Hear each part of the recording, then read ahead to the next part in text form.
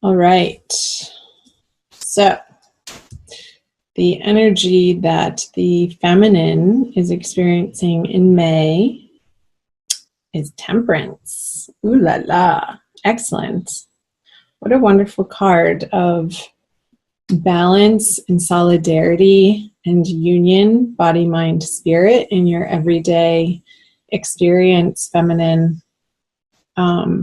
You've come a long way.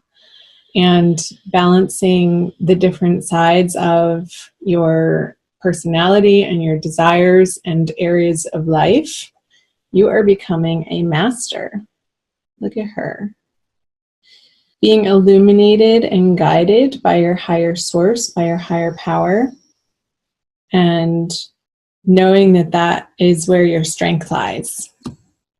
So good for you. I'm so happy to see that for you in your everyday experience. And the masculine has the divine lovers in reverse. So that's definitely a different experience on the masculine side, where there isn't this balance of the masculine and feminine energies. It's being upside down. Let me show you the Smith-Waite Tarot deck, the Centennial Edition. And this is one of the additional artwork cards that they include in this deck. And I like to call it the Divine Lovers card, the union of divine feminine and divine masculine within oneself. And as that experience, it reflects back, it mirrors back to you from your outer experience. So it seems that he is having a little bit of trouble, not trouble, just that's not in his everyday experience. So let's see what's in his subconscious, like what's going on. There's a longing that's happening, like for him in his subconscious area with the Two of Wands. He's looking out into the horizon outside of himself. It's almost like the drive is sort of in the wrong direction. I don't want to use the word wrong, but just outside of himself. He's being driven by these inner desires to find happiness outside of his heart center.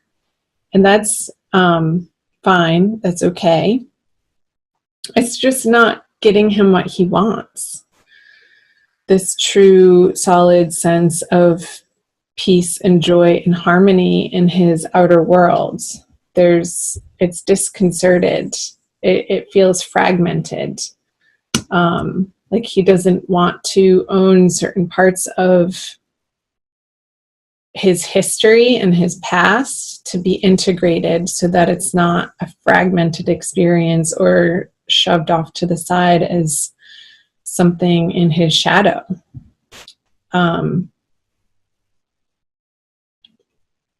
We all have it. It's very human. So I'm not trying to make the masculine wrong in having this experience. I'm just pointing out that that's what's going on for May. Let's move back over to the feminine side to see what's in her subconscious. The Knight of Pentacles. So funny. He keeps coming up in the subconscious feminine spot for the May Divine Love readings. This is the third time. It was definitely in the Cancer reading. And I think in the Taurus reading as well. So you might want to watch those even if they're not your moon and rising signs that you would normally watch. So this sense of, with the Knight of Pentacles in the feminine subconscious, this sense of being able to rely on her inner resources in ways that are established, in ways that she feels good about, in ways that feel familiar and solid and grounded. I feel like that is what is bubbling up into her everyday experience with the Temperance card in her conscious journey, is this sense of solid groundedness. And there could be a male earth sign that has affected her in this very positive manner that she's learned some wisdom from in her past that she's carrying forward. But this horse isn't moving. He is the largest horse. If you look in the tarot deck across the knights, they are all on horses, and this one is the most sturdy. He's the darkest one, and he's not moving. He's solid. He's sort of like a post on the ground there, looking out over the horizon with his companion holding the treasure and holding it out. Like, it's exposed, it's revealed, it's known. So it's like this coin has come out of the back of the horse's neck there for the rider to gaze upon it in glory and wonder and ownership of, you've gone through the dark parts, you've gone through the muck of your soul, you've mined in this alchemical process the treasure for the feminine. And that's a beautiful energy to have in your subconscious spot, you guys. All right, I'm going to leave that there. Let's move back over to the masculine in the conscious. Another masculine got that there. I'll have to look back, and I'll put that link in the description box below for you guys to cross-watch the Cancer video, the Taurus video, and it could have been the Taurus video as well, where the masculine had this card, the Magician in reverse, in his conscious spot. Oh, masculine. What am I going to say again? He's not utilizing his innate power in the best and most highest way that he could be. He's not feeling empowered in this month of May. I'm sorry to say. I'm going to take a drink of water.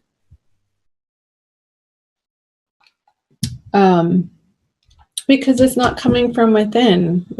Remember the Two of Wands in reverse, this sense of looking outside of himself, looking to activities or busyness or tasks that need to be completed, or even people in relationships that ultimately are not fulfilling his heart space in the way that understanding who he really is would allow him to experience. I hope that made sense.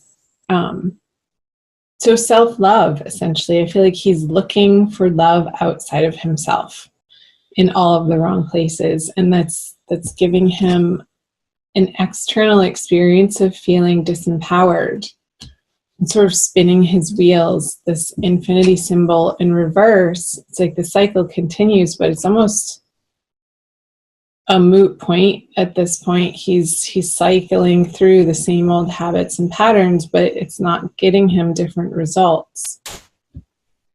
So I'll be curious to see what he brings to the feminine here, but let's move over to the feminine conscious position. The Two of Cups. Wow. Girlfriends. Wow. Okay, the Two of Cups. A beautiful shared energy card. And again, you have Two of Cups in the Temperance here. So it's like this inner harmony, this inner joy, this inner abundance that the feminine is able to experience in an internal manifested way. It manifests into her external experience as this beautiful exchange of emotions, of thoughts, of heartfelt desires here with the Two of Cups. And it is divinely ordained. I'm feeling like because the masculine over here is in his drudgery still, that she could be experiencing this not only in one single divine, like romantic sense, love experience, but through all of her relationships, and honoring the magnificence and recognizing the divinity in each and every one of her relationships, whether that be a friendship, in her family, acquaintances. It's like this balanced energy that the Gemini is settling into in the month of May is allowing for her to be experiencing love in her every day, from moment to moment, with whomever she chooses to share it with as a receptacle, and with herself too, most importantly. She's allowing her feminine to give to her masculine and vice versa in herself, in her inner experience, which then manifests in her outer experience. Let's see what the feminine brings to the masculine. Transformation card, Death. So I feel that the feminine this month is leading by example. There isn't any fast action or communication towards the masculine, or pointing fingers, or shame or guilt, or wronging him for being in his experience over here, but staying grounded and centered and solid in her knowing that she's on this beautiful right path, is going to be providing this divine partnership, this union, her soulmate, her twin flame, an opportunity for transformation by softly, not even outwardly, by softly leading by example in how she's living her life and how she's choosing to use her communication. Her words are very concise and poignant and loving, because this loving kindness in her heart for herself is so gentle and so compassionate that bubbles over to how she is relating and regarding and communicating with, even if it's on a psychic level, if it's not in the written word or communicating over the phone or on text or email or in person. This experience can be had on more an etheric level. And there's power in that, since we are all connected. He'll pick up on that vibe.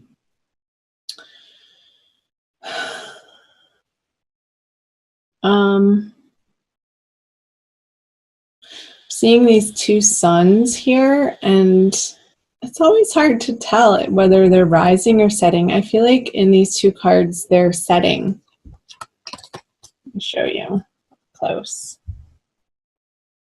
See the sun here and the sun here.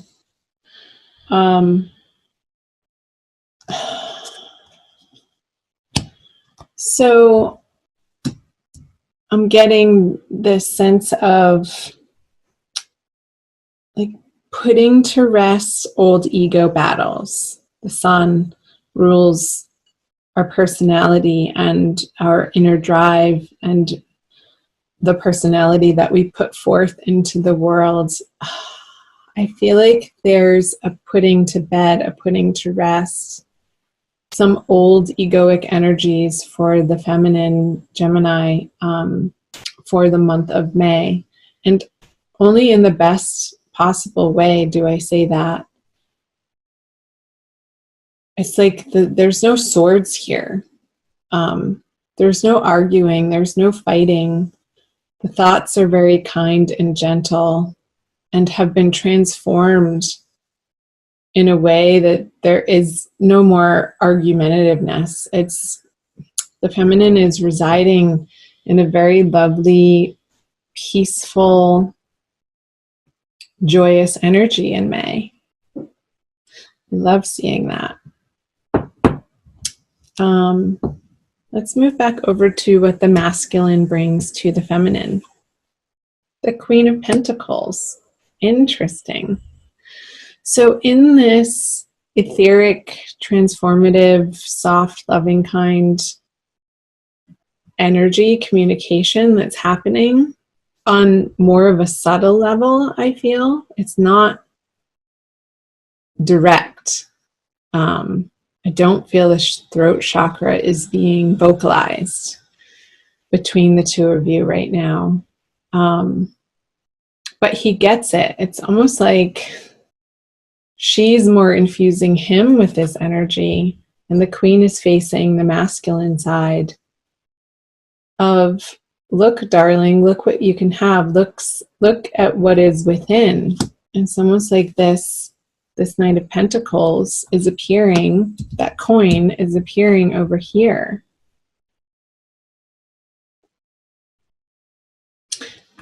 And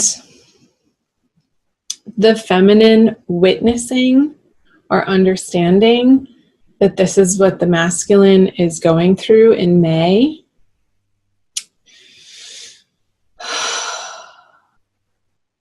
It's like her witnessing that allows him to be in this Queen of Pentacles energy anyway, despite him looking without. It's almost like he wants to be able to bring this Queen of Pentacles energy to her, this softness, but it's like he's still trying to work out how that particular pentacle on his table of tools is in his power. So it's like he's sitting with it. She's not moving. And again, she is looking back at the masculine side. So it's not, it's like this subtle experience happening in the month of May between the two of you. I might come back to that card, but I'm going to leave it. Let's flip over the conjoined outcome card for the masculine and the feminine for Gemini. The Ace of Cups. Beautiful. Hallelujah. Thank goodness. I feel like towards the end of the month, because, and there are no swords. The only sword in this, it's on the masculine side and it's lying down on the table. Like nobody's picking up their sword in their hands in this reading. That through the feminine's experience of being so imbalanced within herself, I feel like towards the end of the month, they're able to share that as a unit together, as an experience, as a dual give and take experience. But I don't feel like it's forced. I don't feel like either of the parties are emphatically stating what their desires are towards one another. I feel like it's a very separate, individualized experience, yet they're still affecting one another. How could they not? I mean, we're all so connected on such a deep level. There's no escaping it.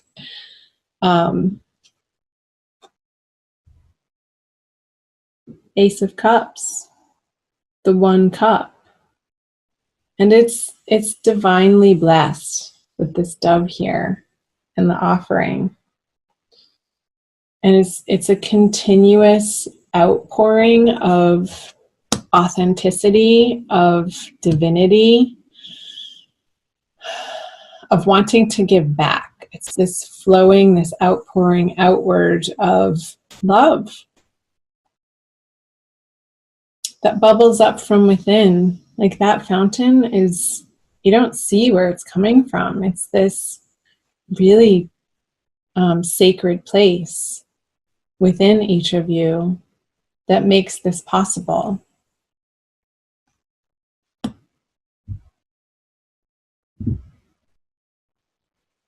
Okay, I'm going to pull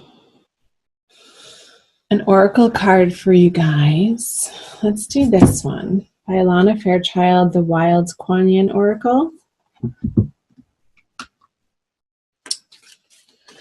So I invite you guys to subscribe and hit the notification button if you haven't already. Like and share and comment below. I'd love to hear from you guys. And I'll try to remember to post those videos in the description box for you. I'll remember. I'm good like that. Okay, this one. Ooh. Sacred Falcon shows the way. Very white.